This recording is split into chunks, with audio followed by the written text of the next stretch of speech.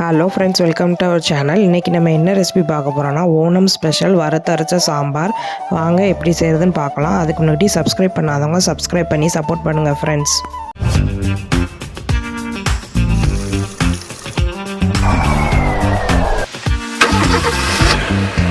துவரம்பருப்பு 50 கிராம் எடுத்திருக்கேன். அதை தண்ணியில் ஃபஸ்ட்டு ஊற வச்சுக்கிறணும். புளி ஒரு சின்ன நெல்லிக்காய் சைஸ் புளி எடுத்திருக்கேன், அதையும் ஊற வச்சுக்கிறேன். காய்கறிகள் முருங்கைக்காய் பாதி எடுத்திருக்கேன். பீன்ஸ் ஒரு பீன்ஸ் எடுத்திருக்கேன், அதை சின்ன சின்னதாக நறுக்கிக்கலாம். கத்திரிக்காய் ஒரு கத்திரிக்காய் எடுத்திருக்கேன், அதையும் சின்னதாக நறுக்கிக்கலாம். 2 வெண்டைக்காய் எடுத்திருக்கேன், அதையும் நறுக்கிக்கிறேன்.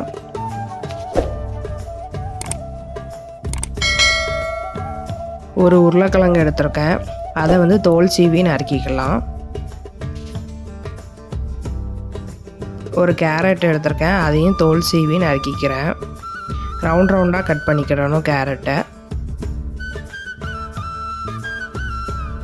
மஞ்சள் பூசணிக்காய் பாதி பூசணிக்காய் நான் எடுத்திருக்கேன்.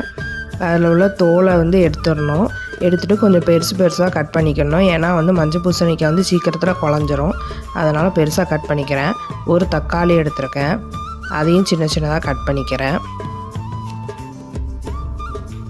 சின்ன வெங்காயம் 4-5 எடுத்திருக்கேன், அதை உரித்து 2ஆக கட் பண்ணி வச்சுக்கிறேன். ஒரே ஒரு மிளகாய் மட்டும் எடுத்திருக்கேன் வாசனைக்கு. இப்போ துவரம்பருப்பை நம்ம விசில் போட்டு வேக வச்சுக்கிறணும். நான் 3 விசில் வைப்பேன்.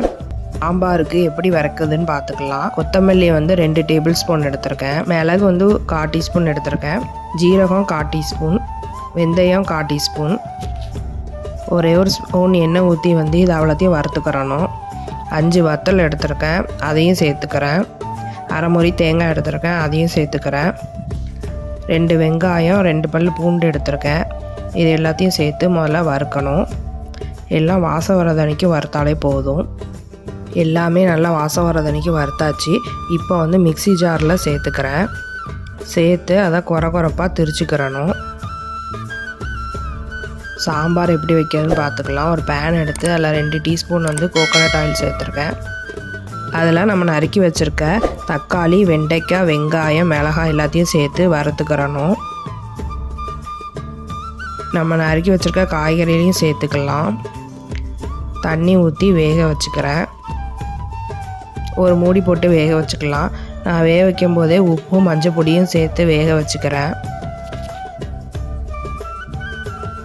இப்போ காயெல்லாம் வெந்துட்டு நம்ம அவிச்சு வச்சுருக்க பருப்பை சேர்த்துக்கிறேன்.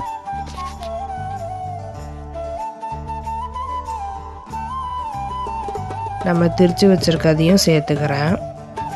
இப்போ இது எல்லாத்தையும் சேர்த்து நல்லா கொதிக்க வைக்கணும். அதில் உள்ள பச்சை வாடையெல்லாம் போகிறதன்னைக்கும் நல்லா கொதிக்க வச்சுக்கலாம். நான் ஏற்கனவே திருநெல்வேலி இடி சாம்பார் எப்படி செய்கிறதுன்னு போட்டிருக்கேன். அதை பார்க்காதவங்க மறக்காமல் செக் பண்ணிக்கோங்க. இப்போ கடைசியாக புளி சேர்த்துக்கிறேன். காரம் கம்மியாக இருந்த மாதிரி இருந்துச்சு, அதனால் 1 டீஸ்பூன் மிளகாத்தூள் சேர்த்துக்கிறேன். காயத்தூளும் சேர்த்துக்கிறேன். இப்போ எல்லாம் சேர்ந்து நல்லா கொதிக்கணும். சாம்பார் தாளிச்சிக்கலாம். ஒரு பேனில் தேங்காய் எண்ணெய் சேர்த்துருக்கேன். கடுகு உளுந்தம் பருப்பு சேர்த்துக்கிறேன். ஒரு மிளகாய் வத்தல் சேர்த்துக்கிறேன். சாம்பார் கொதிச்சிட்ருக்கு. இப்போ நம்ம தாளிப்பை சேர்த்துக்கலாம். இப்போ கருவேப்பிலை சேர்த்துக்கிறேன். வறுத்தரைச்ச சாம்பார் ரெடி ஆகிட்டு கடைசியாக கொத்தமல்லி சேர்த்துக்கிறேன். நீங்களும் இது மாதிரி ட்ரை பண்ணி பார்த்துட்டு மறக்காமல் கீழே கமெண்ட் பண்ணுங்கள் ஃப்ரெண்ட்ஸ். மீண்டும் சந்திப்போம். பாய்.